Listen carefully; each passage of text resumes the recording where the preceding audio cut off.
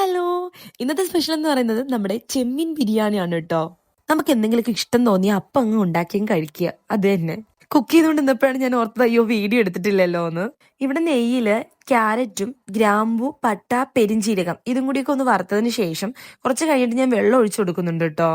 കുറച്ചധികം മറവി എന്നെ പിടികൂടിയത് കൊണ്ട് അരി കഴുകി ഇട്ടപ്പോഴും ഞാൻ വീഡിയോ എടുക്കാൻ മറന്നിട്ടുണ്ടായിരുന്നു.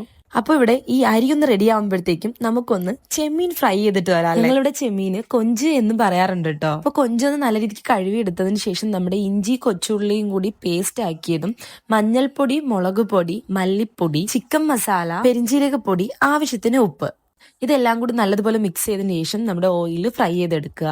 ഈ ഓയിൽ ഫ്രൈ ചെയ്ത് മാറ്റിയതിനു ശേഷം ഈ ഓയിൽ തന്നെ കുറച്ച് സവാളയും ഇഞ്ചി വെളുത്തുള്ളി പേസ്റ്റും കൂടി ഇട്ട് നല്ല രീതിക്ക് വഴട്ടുക കേട്ടോ. നമ്മുടെ മസാലയ്ക്ക് വേണ്ടിയിട്ടാണ് കേട്ടോ ഉണ്ടാക്കുന്നത്. എന്നിട്ട് നല്ല രീതിക്ക് ഒന്ന് വഴണ്ട് വന്നതിന് ശേഷം നമ്മുടെ പൊടികളായിട്ടുള്ള മഞ്ഞൾപ്പൊടിയും കുറച്ച് മുളക് പൊടിയും മല്ലിപ്പൊടിയും പെരിഞ്ചീരക പൊടിയും ഇട്ട് നല്ല രീതിക്ക് ഒന്ന് മിക്സ് ചെയ്തെടുക്കുക കേട്ടോ. നല്ല രീതിക്ക് മിക്സ് ചെയ്ത് വന്നതിന് ശേഷം കുറച്ച് വെള്ളവും കൂടി ഒഴിച്ച് ഉപ്പും കൂടി ഇട്ട് ഒന്ന് സെറ്റ് ആക്കി വെക്കുക.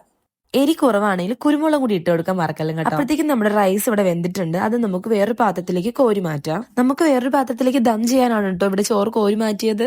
എന്നിട്ട് നമ്മളൊരു പാത്രം വെച്ചതിന് ശേഷം നെയ്യ് കുറച്ച് ഒഴിച്ചതിന് ശേഷം നെയ്യ് ചൂടായിട്ട് മാത്രമേ ഗ്യാസ് ഓഫ് ചെയ്യാവൂ കേട്ടോ. എന്നിട്ട് ചോറിട്ട് കൊടുക്കുക. ചോറിന് മുകളിലേക്ക് നമ്മൾ ചെമ്മീൻ ഫ്രൈയും അതിന് മുകളിലേക്ക് നമ്മുടെ മസാലയും കൂടി ഒഴിച്ച് സെറ്റ് ചെയ്യുക.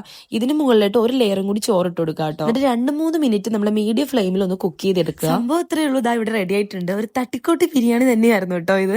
നിങ്ങൾക്ക് എന്തായാലും ഇഷ്ടപ്പെടും. ഒന്ന് ട്രൈ ചെയ്ത് നോക്കിയിട്ട് ഇഷ്ടപ്പെടുവാണെങ്കിൽ കമന്റിലൂടെ അഭിപ്രായം രേഖപ്പെടുത്താൻ മറക്കല്ലും കേട്ടോ. വീഡിയോ ഇഷ്ടപ്പെടുവാണെങ്കിൽ ലൈക്ക് ചെയ്യാനും കമന്റ് ചെയ്യാനും സബ്സ്ക്രൈബ് ചെയ്യാനും മറക്കല്ലും കേട്ടോ. അപ്പൊ വേറൊരു വീഡിയോ ആയിട്ട് വീണ്ടും വരാം. ബൈ.